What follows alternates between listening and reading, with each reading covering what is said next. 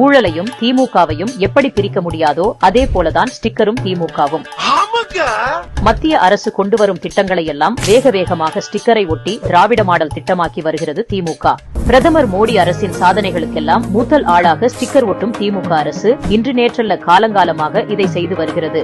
அதில் இன்றைக்கு திறக்கப்பட்டிருக்கும் முதல்வர் மருந்தக ஸ்டிக்கர் தான் டாப். 1967 முதல் பல ஆண்டுகள் ஆட்சியில் இருக்கும் திமுகவிற்கு இத்தனை ஆண்டுகளாக தோன்றாத முதல்வர் மருந்தகம் என்கிற யோசனை பாரத பிரதமர் மோடி அவர்கள் ஆட்சி அமைந்ததும் மருத்துவமனைகளில் ஜெனரிக் மருந்துகளை மட்டுமே எழுத வேண்டும் என சட்டம் போட்டு மக்கள் மருந்தகம் என்ற பெயரில் மலிவு விலை மருந்தகங்களை தொடங்கிய பின்புதான் வந்திருக்கிறது என்றால் மக்களே நகைக்க மாட்டார்களா? இதனை செயல்படுத்தவே 4 ஆண்டுகள் ஆகியிருக்கிறது என்பதோடு பிறரின் சாதனையில் ஸ்டிக்கர் ஒட்டி தங்களின் சாதனையாக கூற சற்று கூச்சப்பட வேண்டும் தானே.